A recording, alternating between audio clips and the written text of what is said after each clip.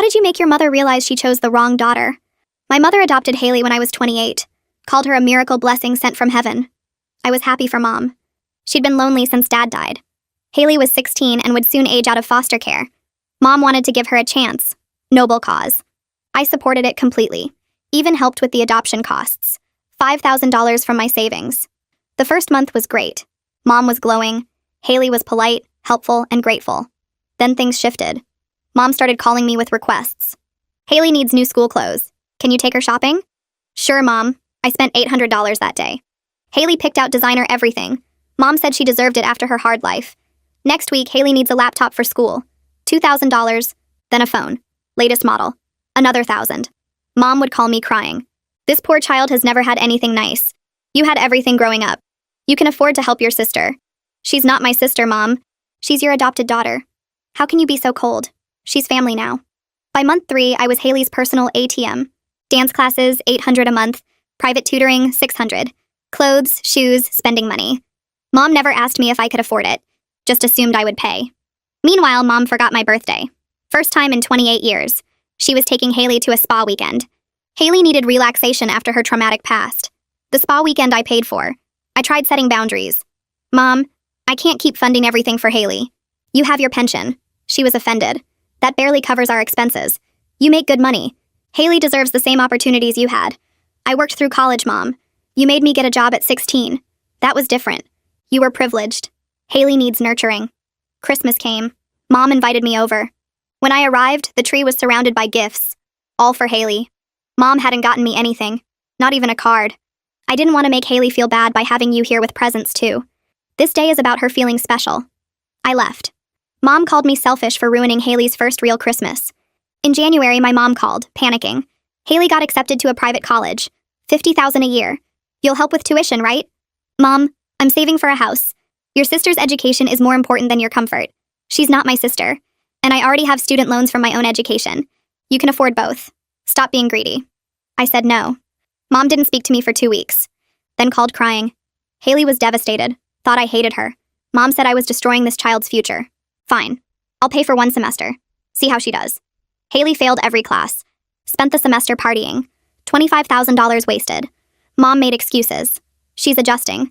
Never had structure before. Needs more support. Pay for another semester. No. This time Mom got nasty. After everything I sacrificed raising you, you can't even help your sister succeed.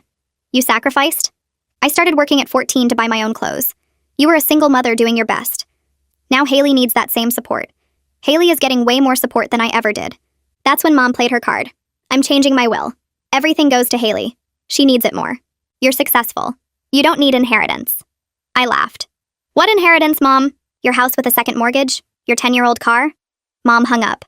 2 days later, Haley called. Mom says you're jealous of me. I think we should talk. We met for coffee. Haley ordered the most expensive drink, put it on my tab without asking, then told me her plan. Mom promised me the house when she dies, but I need it sooner. Can you buy it from her now? Let us live there rent-free? Are you serious? Mom's getting older. She needs care. I can't provide that without stability. You want me to buy my mother's house so you can live there free? It's what's best for Mom. I stood up and left. Haley complained to Mom that I was hostile. Mom called me abusive. Said I traumatized Haley. She was now having anxiety attacks. Needed therapy. Could I pay for it? That's when I made my decision. I called Mom's sister, my Aunt Rachel. Told her everything. The money, the demands, the will threat. Rachel was furious. She'd been sending Mom money monthly to help with expenses, thinking Mom was struggling. I called Mom's brother Keith. Same story. He'd been paying Mom's car insurance and phone bill. For Haley's benefit. We compared notes. Mom was collecting almost $4,000 a month from family, plus her pension, plus my payments for Haley. She'd been playing everyone. We all stopped payments immediately. Mom called each of us, panicking. Her bills were past due. Haley needed things. We suggested she get a job. Or Haley could get a job. Mom was appalled. Haley was focusing on her studies. What studies? She dropped out after failing. Mom hadn't told anyone that part. Last month, Mom called me crying because Haley left. I woke up the next morning and couldn't get out of bed right away. My phone sat on the nightstand with 6 missed calls from Mom, all from yesterday. I grabbed my laptop instead and opened my banking app. The checking account showed $2,847. 3 months ago, it had been $18,000. I clicked through to my credit card statements and added up the numbers again even though I already knew what they'd say. Card 1, $800. Card 2, $12,400. Card 3 maxed at $15,000. Card 4, $6,800. $42,400 in 3 months. The laptop screen blurred and I had to blink a few times. Haley was gone now and I should have felt relieved, but instead I just felt used up and stupid. I called my boss and told her I had food poisoning. She said to feel better and I hung up before she could ask any questions. The apartment was quiet and I sat there staring at the red numbers on the screen until they stopped looking like money and just looked like a mistake I couldn't undo. Mom's first voicemail played while I was making coffee. Her voice sounded thin and panicked. Haley cleaned out the guest room and took everything including the laptop you bought her. I need you to call me back right away. The second message came 10 minutes after the first. This is your fault for being so unsupportive and now Haley's gone and I don't know where she is. The third message had Mom crying. You drove her away with your attitude and now I'm all alone again. Message 4 accused me of being jealous. Message 5 said I needed to help fix this situation. Message 6, left at almost midnight, said Haley took the new phone too, and Mom needed me to replace it, so she could try to contact her. I deleted all 6 messages without responding. Whatever Mom wanted, it would cost me money I didn't have or energy I'd already spent. She'd either want me to go looking for Haley or hand over cash to replace what Haley took. I poured my coffee and unplugged my phone from the charger. Rachel called that evening while I was eating cereal for dinner because I hadn't gone grocery shopping in 2 weeks. Her voice had an edge to it that I'd never heard before. I hired someone to look into Haley's background, a private investigator named Olive Henderson. I almost dropped my spoon. Rachel kept talking. Olive found records from the state foster system. Haley was adopted and returned by 3 different families in the past 4 years. Each time, money went missing from the family. Significant amounts. Credit cards, cash, jewelry that got sold. The first family lost almost $20,000. The second family pressed charges, but Haley was a minor, so the records got sealed. The third family just returned her to the state without filing a report. My stomach felt sick even though I'd barely eaten anything. Rachel's voice got quieter. Your mother either didn't check Haley's history or she saw it and didn't care. Either way, this was always going to happen. We hung up after Rachel promised to email me the investigator's report. I sat at my kitchen table with my bowl of soggy cereal and felt validated and furious and stupid all at the same time. Keith called me 3 days later with a plan. Family meeting at his house Saturday afternoon. He'd already called Rachel and Mom's other brother Tom, who lived 2 states away. Tom had been sending Mom money too, about $800 every month to help with groceries. Keith wanted everyone except Mom to compare notes and figure out exactly how much money she'd collected. I drove to Keith's house on Saturday and found Rachel already there with a notebook. Tom showed up 20 minutes later looking tired from the drive. We sat around Keith's dining room table with our bank statements and receipts. Keith had been paying Mom's car insurance, $180 monthly, plus her phone bill, another $95. Rachel had sent $600 every month for utilities, Tom's $800 for groceries. My payments for Haley averaged about $2,500 monthly between the regular expenses and the one-time purchases. We added it up 3 times to make sure. $6,175 every month for 3 months, plus Mom's pension, which was around $2,400. Keith called Mom and asked her to come over, but she refused. You're all ganging up on me and I won't be treated like a criminal. We sat there after Keith hung up and decided we needed to help Mom face reality without enabling whatever she'd been doing. Rachel said we should create boundaries and stick to them. Tom said Mom needed to understand actions have consequences. I just wanted to stop feeling like an ATM machine. Mom's landlord called me 2 weeks after Haley left. The voice on the phone was professional but annoyed. Your mother listed you as her emergency contact and her rent is 30 days overdue. I felt my face get hot. How much does she owe? $1,800 for this month plus late fees. I told the landlord I'd call him back and then I called Mom. She answered on the first ring. Before I could say anything about the rent, she started crying about how Haley took her jewelry box and some cash she'd been saving. I interrupted her. Your landlord just called me. You're a month behind on rent. Silence on the other end. Mom? More silence. Then she started talking fast about how the money from the family had been going to Haley's expenses, and now she didn't have enough to cover everything. What expenses, Mom? Haley's gone. Well, I bought a new couch last month because the old one was falling apart. And I leased a newer car because mine kept breaking down. The words came out before I could stop them. You spent our money on furniture and a car? She got defensive. I needed those things and Haley needed a nice home. I asked her directly how much debt she had. She admitted to $17,000 on credit cards. Her pension barely covered utilities and the car lease and insurance. Everything else had been coming from family. Rachel told me to check my credit report after I called her about Mom's debt. I logged into the credit monitoring site I'd been ignoring for months and watched the page load. 2 credit cards I didn't recognize showed up under my accounts. Card 1 from a major bank, opened 8 months ago. Balance $7,400. Card 2 from a department store, opened 7 months ago. Balance $4,600. My hands started shaking.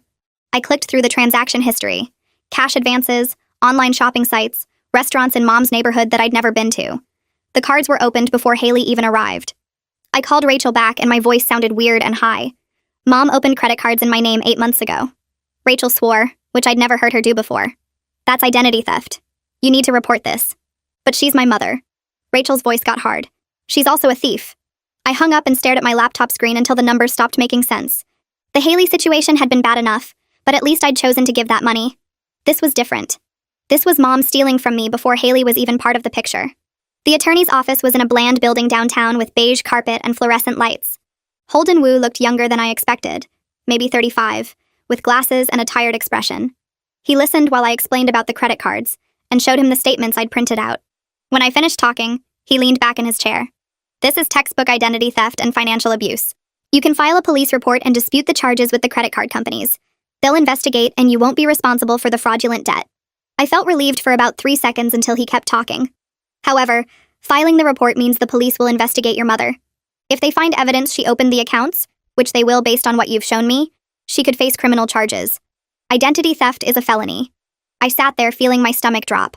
So I have to choose between my financial future and potentially sending my mother to jail. Holden nodded slowly. Unfortunately, yes. Those are your options.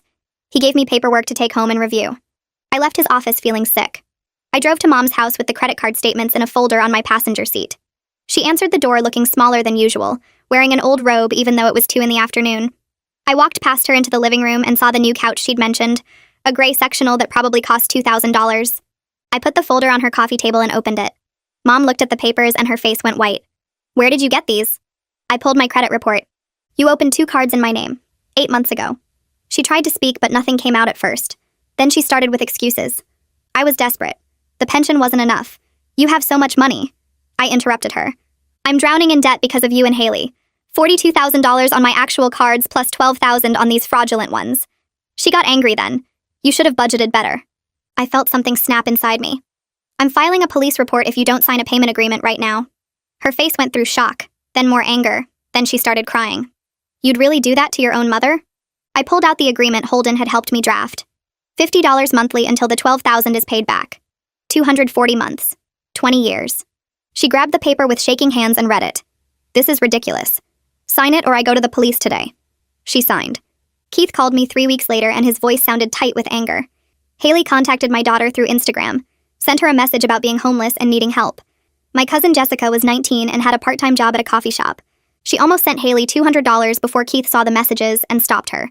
He'd shown Jessica the investigator's report and explained what Haley had done to the family. I felt protective rage flood through me. She's targeting the younger generation now. Keith agreed. I'm warning everyone with kids.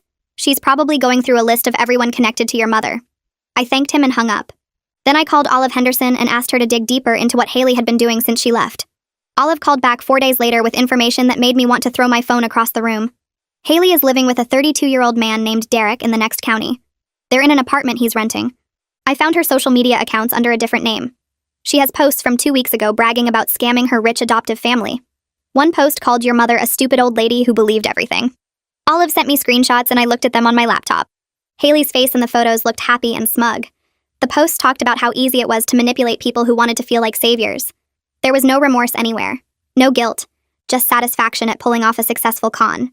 I saved all the screenshots to a folder on my desktop and felt something settle inside me. This confirmation that Haley never cared, that it was always calculated, somehow made it easier to accept what had happened. The evidence was clear and final. I forwarded Olive's report to Keith and Rachel that evening. The screenshots get saved to a shared cloud folder we created for documenting everything related to Mom and Haley. Keith calls me 10 minutes later and tells me he's adding his daughter's Instagram exchange to the folder. We're building a case without really meaning to, just trying to protect ourselves and track the damage. Rachel texts the group chat asking if we should show Mom the evidence about Haley's social media posts. I type back that Mom probably won't believe it or will make excuses. Keith agrees. We decide to keep the information for ourselves unless Mom brings up Haley again. My phone rings at 2 a.m. 3 days later. Mom's name flashes on the screen. I almost don't answer because I'm tired of her manipulation and late-night drama. But something makes me pick up. She's breathing hard and her voice sounds wrong. I'm at the hospital, having chest pains. You're still my emergency contact. They need you to come. I sit up in bed and my heart pounds because this could be real or could be another scheme. Where are you? Saint. Mary's ER. Please come. I pull on jeans and a sweatshirt and drive to the hospital feeling mad and worried at the same time. The whole drive I'm thinking about that letter Olive found where Haley suggested faking medical problems. This could be exactly that. But what if it's real and I ignore it? The ER waiting room smells like cleaning products and old coffee. I give Mom's name at the desk and a nurse takes me back to a small room with beeping machines and bright lights. Mom's lying on a bed with wires attached to her chest. Her face looks pale and old. She reaches for my hand when she sees me. I'm scared. I think I'm having a heart attack. I sit in the plastic chair next to her bed and don't take her hand. The doctors are running tests? She nods. They took blood. Did an EKG, said they need to monitor me. A doctor comes in 20 minutes later with a tablet and a tired expression. He tells Mom the tests show it's not a heart attack. Looks like a panic attack. But her blood pressure is really high, dangerously high, and she needs to reduce stress and follow up with her regular doctor. Mom starts crying and saying she's been under so much stress. The doctor nods and leaves. I sit there for 6 hours while they run more tests and monitor her blood pressure. Mom falls asleep around 5 in the morning. Her purse is sitting on the chair next to me. I need to find her insurance card for the paperwork they gave me. I open the purse and dig through receipts, old tissues, a wallet. There's a folded piece of paper stuck in the side pocket. I pull it out and unfold it. It's a letter. Haley's handwriting at the top with a date from 2 months before she left. I start reading and my stomach drops. The letter talks about their plan to get more money from me. Haley writes about how I'm starting to resist and suggests Mom should fake a medical emergency if I keep saying no. Says I'll cave if I think Mom's dying. Suggests chest pains because those always get attention. I read the letter 3 times. Each time makes me feel sicker. Mom knew. She knew exactly what Haley was doing. They planned it together. Mom wasn't a victim of Haley's manipulation. She was a willing partner. I fold the letter and put it in my jacket pocket. My hands shake. Mom wakes up around 7. She blinks at the fluorescent lights and looks at me. Thank you for coming. I could have died. I pull the letter from my pocket and unfold it. Hold it up so she can see. Did you know Haley was using you to scam the family? Mom's eyes go wide. Where did you get that? Your purse. While looking for your insurance card. Answer the question. She tries to grab the letter, but I pull it back. That's private. It's evidence. Did you know what Haley was doing? Mom's face changes. Goes from shocked to defensive. I don't know what you're talking about. The letter literally describes your plan to fake medical emergencies. She looks away. Starts picking at the hospital blanket. I knew Haley had been in trouble before. But I thought if I gave her love and money, she'd change. That's not an answer. Did you know she was scamming us? Mom's quiet for a long time. Then she nods. I got caught up in having someone who needed me.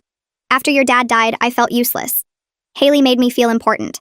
I didn't want to see the truth about what we were doing. For the first time ever, she says she's sorry for hurting me. Then immediately adds that she was lonely and grieving and didn't know what else to do. I fold the letter and put it back in my pocket. I'll help you get stable. But only under specific conditions. What conditions? We're writing a contract. I'm not giving you any more money without rules. Mom looks insulted. I'm your mother, not a business deal. You opened credit cards in my name and planned fake emergencies with Haley. This is a business deal now. She doesn't argue after that. I call Holden Wu from the hospital parking lot and explain what I found. He says he can draft an agreement and have it ready by tomorrow. I drive home and sleep for 3 hours. Then go to Holden's office. The contract Holden creates is simple. Mom must attend financial counseling. Pay me back $50 monthly for the fraudulent credit cards. Have no contact with Haley. Except that I will only provide emergency help after checking that the emergency is real. I take the contract to Mom's house 2 days after she gets released from the hospital. She reads it at her kitchen table. Her mouth gets tight. You're treating me like a criminal. You committed fraud against me. Sign it or I file a police report. She picks up the pen. Her hand shakes when she signs her name at the bottom. I make a copy on her printer and leave one with her. Take mine back to my apartment and put it in the folder with all the other documents. Having clear rules written down makes me feel stronger instead of guilty all the time. 3 weeks pass. Mom calls on a Tuesday afternoon. Her voice sounds normal, not panicked. My car needs repairs. $300. I can't get to my doctor appointments without it. I'm at work and step outside to take the call. Get a written estimate from the mechanic first. What? You don't trust me? The contract says I verify emergencies before helping. She explodes. Starts yelling that I'm a cruel daughter who doesn't care if she dies because she can't get to the doctor. That I'm punishing her for one mistake. That she raised me better than this. I hang up. She calls back 4 times. I don't answer. She doesn't speak to me for 12 days. The silence feels peaceful instead of punishing. I don't miss her calls or her guilt trips. On day 13, she texts asking if I'm free for coffee. I say no. A Facebook message appears in my filtered inbox on a Saturday morning. It's from Haley. Long paragraphs about how Mom is telling everyone I abandoned them both. How Haley wants to apologize and explain her side of things. The message says she's pregnant and scared, that mom is sick because of me, that she just wants one chance to make things right. Every sentence is designed to make me feel guilty. I recognize all the manipulation tricks Olive warned me about. The fake pregnancy, the blame, the claim that one conversation will fix everything. I screenshot the entire message, send it to Holden Wu with a note that Haley is still trying to con me. Then I block Haley on Facebook, Instagram, and every other platform I can think of. Blocking her feels powerful, like I'm finally learning to protect myself instead of falling for fake remorse. 4 months after the family stopped sending money, Mom's landlord files for eviction. Mom calls me sobbing. I'm going to be homeless. They're kicking me out. I can't live on the street. I call the landlord directly and verify the situation. Mom owes 4 months' rent, hasn't applied for any assistance programs, hasn't looked for cheaper housing even though I sent her a list of affordable apartments. The landlord sounds tired when he talks about Mom. Says he gave her extensions and payment plans, but she spent money on other things instead of rent. I call Rachel and explain the situation. We spend a weekend helping Mom find a small apartment that costs half what her current place does. Keith agrees to co-sign the lease. Mom cries when she sees the new apartment. It's so small. This is what you can afford. She moves in 2 weeks later. I help her pack and watch her lose the house she's lived in for 15 years. Part of me feels sad watching her downsize her whole life into a tiny one-bedroom. But another part knows this consequence was necessary. She created this situation by lying and stealing and refusing to budget. Keith, Rachel, and I meet at a coffee shop the week after Mom moves. We sit at a corner table with notebooks and coffee cups. We need a plan for helping Mom that doesn't let her manipulate us or drain anyone too much. Keith suggests we rotate checking on her. Each of us takes 1 week per month. Rachel says we should split her therapy copays 3 ways if she actually goes to therapy. I add that she needs to provide documentation before getting financial help. We write everything down, create a shared calendar for the check-in rotation, set up a group chat for coordinating. Having my extended family's support makes this feel manageable instead of overwhelming. We all agree that helping Mom means accepting she'll probably never fully understand what she did wrong, but we can still support her basic needs without enabling bad behavior. I start seeing a therapist named Paloma Silva in October. She specializes in family trauma and financial abuse. Her office has soft lighting and comfortable chairs. The first session, I tell her everything about Mom and Haley and the money. Paloma listens without interrupting. Then she asks me about my childhood.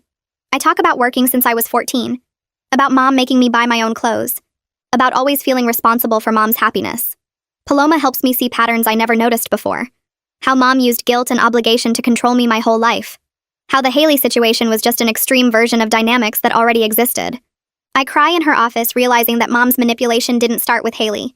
It started when I was a kid, and Mom made me feel responsible for fixing her loneliness after Dad died. Processing this hurts.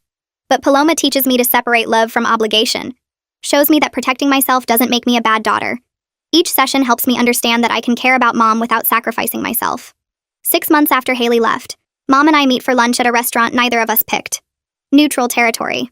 We sit across from each other with menus between us. Mom looks older than she did a year ago. More tired. We order food and then sit in uncomfortable silence. Finally, Mom speaks. I resent that you became successful while I feel like I wasted my life. Having Haley made me feel important and needed in ways I hadn't felt since your father died. Her honesty surprises me. I tell her I need her to see me as a person instead of a resource, that I can't keep being her solution to every problem. She nods slowly, doesn't fully understand but agrees to keep trying in therapy. We eat our food and talk about small things. The weather, her new apartment, my job. Nothing deep. But it's honest. We leave the restaurant with an understanding that our relationship will never be what either of us wanted. But it can be real and have boundaries. That feels like enough. 7 months crawl by with me checking every dollar twice. Ryan Mathis sends me monthly reports showing my debt shrinking bit by bit. I eat leftovers for lunch and skip buying new clothes. My coworkers go out for happy hour and I stay home. The sacrifices add up slowly like pennies in a jar. By month 6, I have $12,000 saved. By month 7, I hit $15,000. Enough for a down payment on something small. I meet with a real estate agent named Sharon who shows me 3 houses in my price range. The first one needs too much work. The second one sits on a busy street. The third one is a tiny 2-bedroom ranch with outdated carpet but good bones. I put in an offer that same day. The seller accepts within 24 hours. 3 weeks later, I sit at a title company office signing papers. My hand cramps from writing my name so many times. The mortgage officer slides the final document across the desk and tells me congratulations. I walk out of that office owning a house. My house. Not Mom's. Not for Haley. Mine. I buy paint and spend weekends covering the beige walls with colors I actually like. Aunt Rachel helps me hang curtains. Uncle Keith installs new light fixtures in the kitchen. Mom even shows up on moving day carrying a casserole dish. She walks through the rooms looking at everything with an expression I can't quite read. The house is small. She says it quiet, but I hear her. I choose not to respond because nothing I say will change how she sees things. We eat pizza on the floor of my empty living room, and Mom tells a story about my dad that actually makes me laugh. For one afternoon, it feels almost normal. A month later, my phone rings while I'm at work. Olive Henderson's name shows on the screen. I step outside to take the call. She tells me Haley got arrested in Arizona for stealing from an old couple she was living with. Haley told them she was a nursing student who needed a place to stay while doing clinical rotations. Instead, she drained their checking account and maxed out their credit cards. The couple's son caught her and called the police. Olive says there are similar complaints from Nevada and New Mexico, a pattern going back at least 2 years. The prosecutor thinks Haley will get jail time because the evidence is solid and the victims are elderly. I feel something like relief wash through me. Not happiness exactly, but knowing she can't hurt anyone else for a while. Olive mentions that my police report about the identity theft helped establish Haley's history. I thank her and hang up. That night, I call Aunt Rachel to tell her the news. She says good, and we both sit quiet on the phone for a minute. Neither of us needs to say more than that. 2 weeks after Olive's call, Mom shows up at my house without warning. She's holding a small plant in a ceramic pot and a white envelope.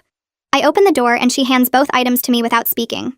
The card inside has flowers on the front and 4 words written in Mom's handwriting. I'm sorry for not seeing you. No explanation. No excuses about Haley or loneliness or anything else. Just those 7 words. I look at Mom standing on my porch and she looks back at me with something tired in her eyes. This doesn't fix everything between us. Doesn't erase the money or the manipulation or the year of chaos. But it's the first time she's apologized without immediately defending herself. I tell her thank you and invite her inside for coffee. We sit at my kitchen table and talk about small things. Her new apartment, my job, the weather getting colder. Nothing deep or meaningful. Just 2 people trying to figure out how to be around each other honestly.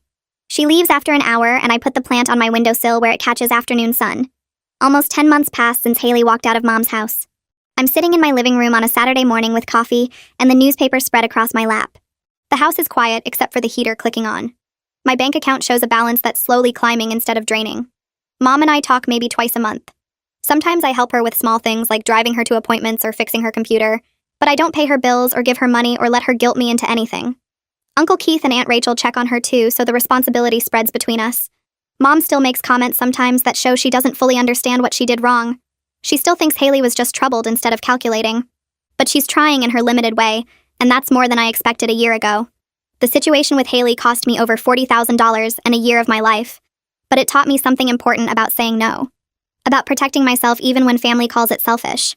Every relationship in my life works better now because I learned to set boundaries. My friendships are stronger because I'm not constantly drained and resentful. My job performance improved once I stopped being distracted by family chaos. Even my relationship with Mom is more honest now that it's not based on her needs and my guilt. I finish my coffee and look around the small house I bought with my own money. The walls are painted colors I chose. The furniture fits my taste. Nobody else has a key. This space is mine, and I earned it by learning to value myself enough to stop funding other people's problems. Family love doesn't require financial sacrifice or tolerating manipulation. It can exist with boundaries and honesty and mutual respect. That's what I have now. Not perfect, but real and sustainable. I set down my coffee cup and start planning what color to paint the bedroom next.